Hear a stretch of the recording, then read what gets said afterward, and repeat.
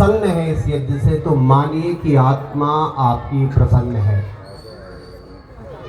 फिर ये शरीर कहाँ से आ जाता है? ये अलग अलग स्थितियों में, कभी मनुष्य है तो उसका स्तर अलग अलग है, कभी वो स्त्री बनता है, कभी पुरुष बनता है, कभी अन्य योनियों में जाता है। ये क्यों जाता है?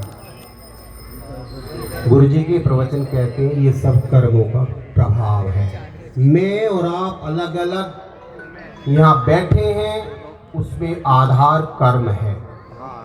कर्म, भगवान कृष्ण कहते हैं कि असंगत्व अकर्मणम, तेरा जो तू कर्म करेगा इसका फल कब मिलेगा, इसलिए तू कर्म को मत चाह, लेकिन कर्म में असंग में मत बन, क्योंकि प्रत्येक क्षण तेरा निर्माण हो रहा है। हम जो सोचते हैं, हम जो करते हैं, जिन स्थितियों को देखते हैं, उसमें ही हम आकार ग्रहण कर रहे हैं। मुझे नहीं पता कि सामने क्या दुर्घटना घट रही है, मैं उस पर सोचता हूँ तो मेरे अंदर एक संस्कार बन जाता है।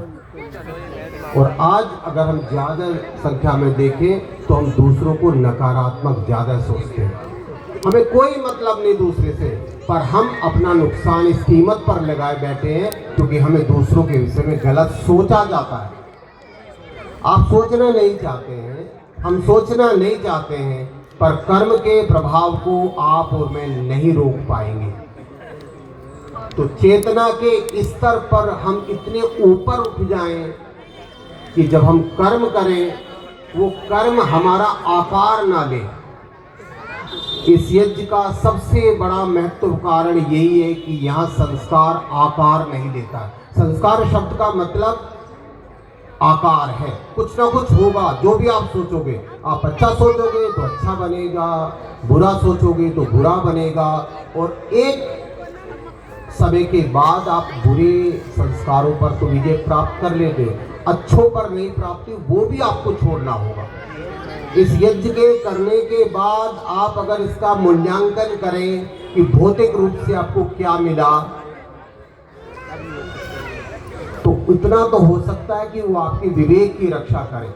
हम जिस भी कर्म के प्रभाव में आगे बह रहे हैं वो वहां हमारा संतुलन तो बना सकता है,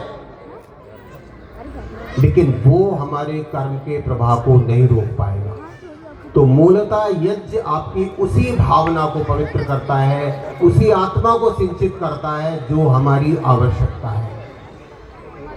एक यज्ञ के विषय में कहानी थोड़ी सी आती है।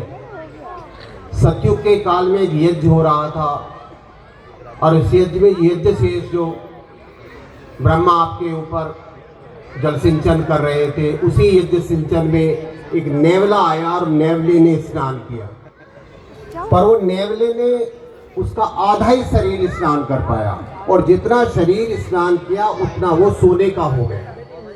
बहुत अंतराल तक जब राजसू यज्ञ युधिष्ठिर ने किया, तब वो नेवला फिर इस प्रतीक्षा में था कि मैं अपने शरीर को यज्ञ से भिगाऊंगा और ये मुझे सोने का बना देगा।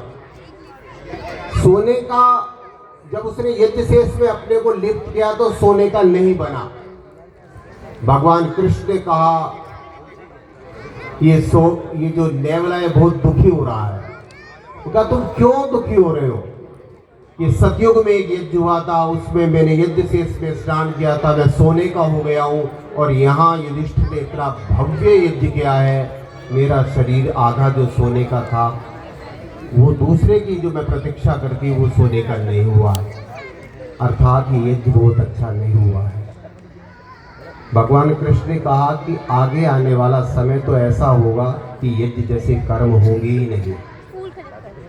तो हम इस यज्ञ को कर पा रहे हैं, आप अपने सौभाग्य को मनाइए कि भगवान ने हमारे चित्त में कोई ऐसा संस्कार दिया है जो हमें यहाँ आयोजित कर रहा है। तो मूलतः आप इसको पकड़िए, यज्ञ को पकड़िए, और यज्ञ सिर्फ अग्निहोत्र नहीं है। यज्ञ आपके व्यवहार में प्रत्येक क्षण घटित हो रहा है। जहां आप देना ही चाहते आपके परिवार में घटित हो रहा है, आपके समाज में घटित हो रहा है। समय बहुत ज़्यादा हो गया, हम बिल्कुल ये नियम पालन करने वाले हैं कि समय का ध्यान रखा जाए। पर आपसे इतना भर निवेदन है कि आप यज्ञ से जुड़िए। कहीं भी आपको यज्ञ नजर आए तो आप जरूर जरूर यज्ञ का हिस्सा बनिए और इतने विश्वास के साथ बनिए कि आपके आसपास रहने वाले आपके परिजन वो बिल्कुल शुद्ध और पवित्र होंगे। तो आपको बहुत बहुत धन्यवाद। अगले वर्ष के लिए संकल्प लीजिए कि हाँ, हम इस यज्ञ को और भव्यता के साथ आयोजित करेंगे। धन्यवाद।